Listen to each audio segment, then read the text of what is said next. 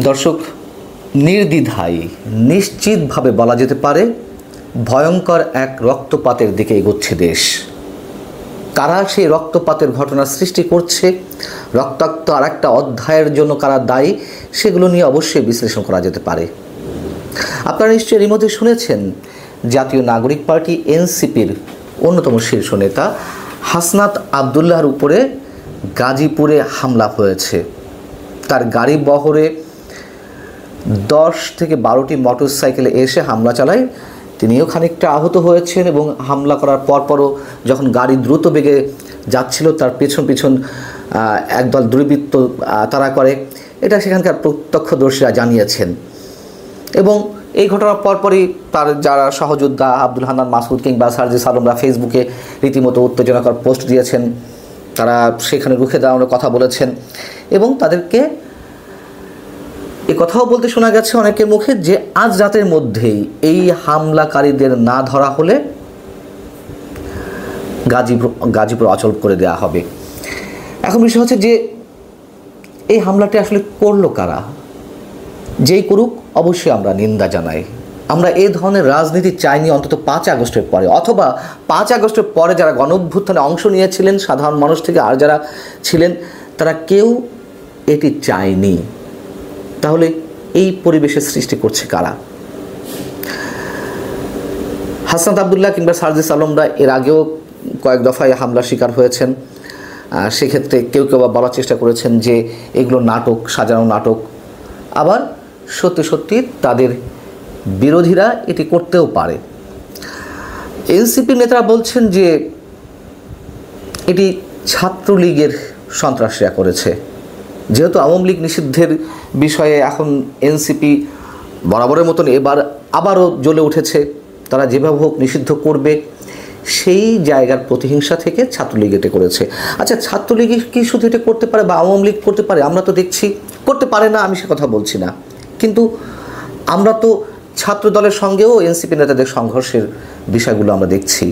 আমরা তো দেখলাম ঢাকা বিশ্ববিদ্যালয়ের যখন 7 কলেজ নিয়ে আন্দোলন চলছিল, সেই 7 কলেজের শিক্ষার্থীরা যখন ঢাকা বিশ্ববিদ্যালয়ে ডেমনস্ট্রেশন করছিল তখনও সার্জিস আলমরা হামলার শিকার হয়েছেন। হাসনাত আবদুল্লাহর উপরে হামলা হয়েছে। নর্থ সাউথ বিশ্ববিদ্যালয়ে সার্জিস আলম হামলার শিকার হয়েছে। জামায়াতের সঙ্গে আমরা মুখোমুখি অবস্থান দেখছি এনসিপি নেতাদেরকে কখনো কখনো। অতএব ঢালাওভাবে নিশ্চয়ই আমরা এককভাবে কারোর প্রতি দায় চাপাতে পারি না, তবে হামলা হয়েছে এটা তো বাস্তবতা। 5 আগস্টের পর থেকে বা 5 আগস্টের অভ্যুত্থান থেকে মানুষের তো একটি প্রত্যাশা ছিল একটি সুস্থ রাজনৈতিক ধারায় ফিরে আসা এই বাংলাদেশের। সেটি তো হয়নি। কেন হয়নি? কারা শুরু করছে? যে মবগুলো ক্রিয়েট করা হয়েছে দফায় দফায়, বুলডোজার আতঙ্ক সৃষ্টি করা হয়েছে, কারা করেছে আমরা তো সব জানি। ফ্যাসিবাদ বলে দিনের পর দিন যে উত্তেজনা সৃষ্টি করা হচ্ছে, প্রতিহিংসার রাজনীতি ভয়ঙ্কর আকারে সৃষ্টি হয়েছে। আওয়ামী লীগ তো প্রতিহিংসা রাজনীতি করেছিল, এটা তো সত্য কথা, কিন্তু তারপর তো মানুষ আর এটি চায়নি। সেই জায়গা থেকে প্রতিহিংসা রাজনীতি আরও বেশি চরমভাবে এই বাংলাদেশে জেঁকে বসেছে। আওয়ামী লীগকে নিষিদ্ধ করতে হবে। আওয়ামী লীগকে নিষিদ্ধ করা কিংবা আওয়ামী লীগ বিরোধিতাই এখন জাতীয় নাগরিক পার্টির একমাত্র পুঁজি। তাদের সামনে অন্য কোনো লক্ষ্য বা আদর্শ নিয়ে এটা স্পষ্টভাবে বলতে চাই। এই যে আওয়ামী লীগকে নিষিদ্ধ করতে হবে তা নিয়ে যেমন একটা উত্তেজনা কাজ করে, আমি সে কথা বাদ দিলাম। নির্বাচন প্রলম্বিত করার জন্য সরকারের পক্ষ থেকে এবং সরকারের কিংস পার্টি, এটা তো এখন ওপেন সিক্রেট, এটা নতুন করে কিছু বলার নাই। এই যে ছাত্র সমন্বয়কদের দল, তারা যে টালবাহানা শুরু করেছে, এই টালবাহানার মধ্য দিয়ে নির্বাচন না করার যে একটা মানসিকতা, তার মধ্য দিয়ে এই বাংলাদেশের রাজনীতির যারা স্টেক হোল্ডার রয়েছেন তারা কি খুব শীঘ্রই মাঠে নামবেন না? অবশ্যই নামবেন। রক্তপাত অনিবার্য। সেই রক্তপাতে আরও কতশো মানুষ বা কজন মানুষের প্রাণহানি ঘটে আমরা জানি না, তবে এ কথা তো সত্য যে অনেক আগে থেকেই আমরা আশঙ্কা করে আসছি নির্বাচন কবে হবে না হবে সেটি ঠিক ঠাউর করে বলতে না পারলেও ভয়ঙ্কর একটা ব্লাডশেডের দিকে বাংলাদেশ এগিয়ে যাচ্ছে।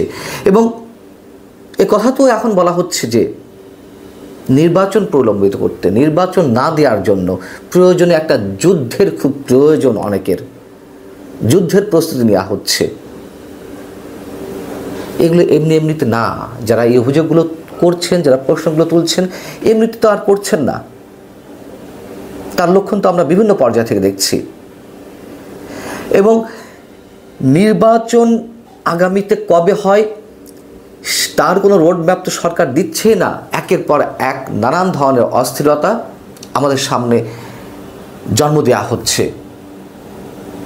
এবং এই যে আওয়ামী লীগকে নিষিদ্ধ করার কথা বলা হচ্ছে, আওয়ামী লীগ নিষিদ্ধ করেন, ভালো কথা, কিন্তু তা করে কি যে টার্গেট নিয়ে এগুলো করা হচ্ছে সেটা সম্ভব?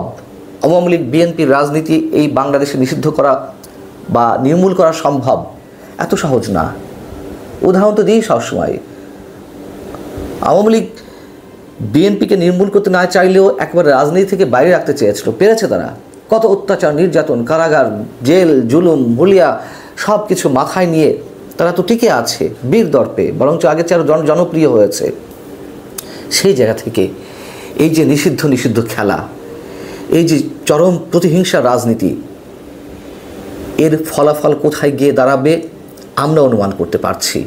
কিন্তু যারা ক্ষমতা লোভী, যাদের সামনে কোনো রাজনৈতিক আদর্শ নেই, সে পুরানো রাজনৈতিক দল হোক কিংবা নতুন রাজনৈতিক দল হোক, তারা বুঝেও সেদিকে তারা কর্ণপাত করে না, চোখে দেয় না। প্রয়োজন তো শুধু ক্ষমতার। অতএব আমরা এটুকু ভেবে আতঙ্কগ্রস্ত হই যে আগামী যে বাংলাদেশ, যেই নতুন বাংলাদেশ বিনির্মাণের স্বপ্ন এই ছাত্র সমন্বয় একটা দেখাচ্ছিল, অবশ্যই তাদের প্রতি আমাদের একটা সহানুভূতি ছিল, একটা শ্রদ্ধাবোধ ছিল।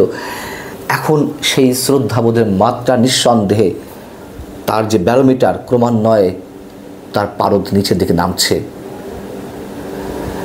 আজকে হাসনাত আবদুল্লাহদের রক্তক্ষরণ হয়েছে, অনেকেই উত্তেজিত।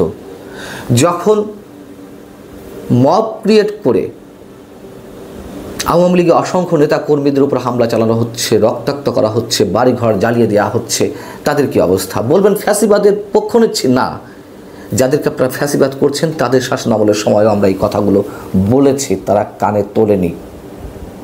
ইতিহাসে নির্মম ভাগ্য তাদেরকে বরণ করতে হয়েছে, নিশ্চয়ই আরও অনেককে এই ধরনের ভাগ্য বরণ করতে হবে। সবশেষে যারা এই হামলাটি চালিয়েছে অবশ্যই তাদের গ্রেপ্তার করা হোক, আমরা চাই। কিন্তু গ্রেপ্তারের নামে আবার ওই যে অপারেশন ডেভিল হান্ট হয়েছিল তেমন কিছু যেন না হয়।